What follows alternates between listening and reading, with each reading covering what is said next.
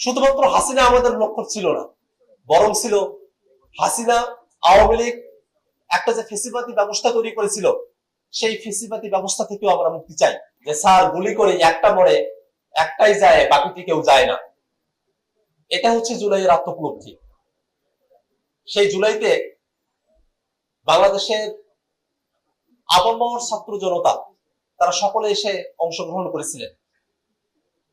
প্রথমত এটা ছিল কোটা সংস্কারের জন্য একটা ন্যায়সঙ্গত আন্দোলন, কিন্তু সেই আন্দোলনটাকেও যখন মেনে নেওয়া হচ্ছিল না,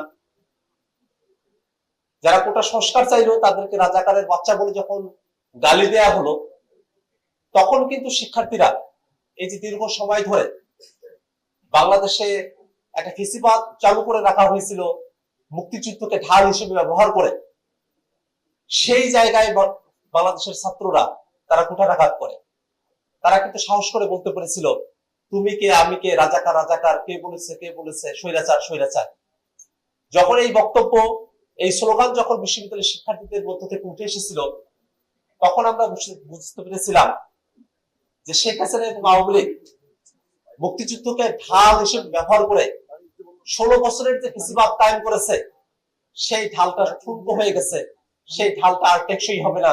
তার যতটুকু সত্য তা অবশিষ্ট থাকবে, কিন্তু যা জুলুমের হাতিয়ার, সেই জুলুমের হাতিয়ার হিসেবে মুক্তিযুদ্ধকে ব্যবহার করার আর কোন সুযোগ এই বাংলাদেশে নাই। সেটা আমরা সেদিনই বুঝতে পেরেছিলাম। জুলাই আমাদের কাছে এরকম কিছু আত্মোপলব্ধির সময়। এই জুলাইতে আমাদের পাবলিক বিশ্ববিদ্যালয়ের শিক্ষার্থীরা প্রথমত অংশগ্রহণ করে, কিন্তু তাদেরকে যখন হলগুলো থেকে বের করে দেওয়া হয়, বিশ্ববিদ্যালয়গুলো ভ্যাকেন্ট করে দেওয়া হয়, সেই সময়টাতে প্রাইভেট বিশ্ববিদ্যালয়ের শিক্ষার্থীরা তারা রাজপথে নেমে আসে। সাথে সাথে নেমে আসে মাদ্রাসার শিক্ষার্থীরা, যারা আসলে সরকারি চাকরির পরীক্ষাতেই তাদের অংশগ্রহণ করবার কোনো সুযোগ থাকে না।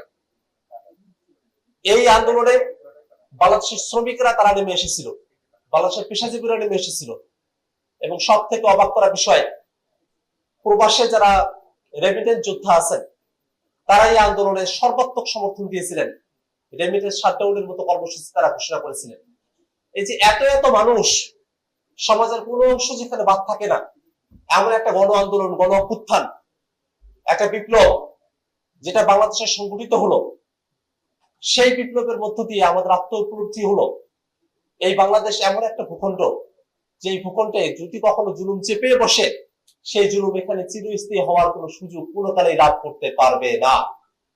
এ কারণে এই বাংলাদেশের মানুষের প্রতি, আপামর জনসাধারণের প্রতি একটা শ্রদ্ধাবোধের জায়গা জুলাই আমাদেরকে নতুন করে দেখিয়ে দিয়েছে। ৭১ যেমন এদেশের কিষানেরা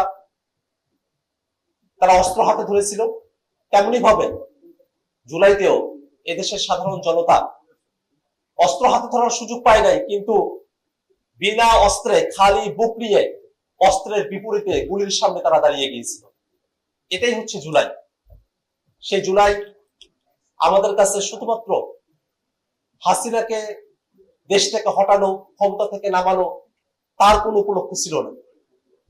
শুধুমাত্র হাসিনা আমাদের লক্ষ্য ছিল না, বরং ছিল হাসিনা আওয়ামী লীগ একটা যে ফেসিবাদী ব্যবস্থা তৈরি করেছিল, সেই ফেসিবাদী ব্যবস্থা থেকেও আমরা মুক্তি চাই।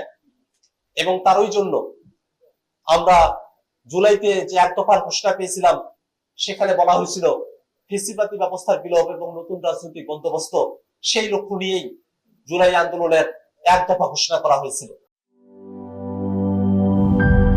গুড লাক পেনের সফট অয়েল বেসড ইঙ্ক দেয় নিখুঁত লেখার আত্মবিশ্বাস। Good luck pen. Make your luck.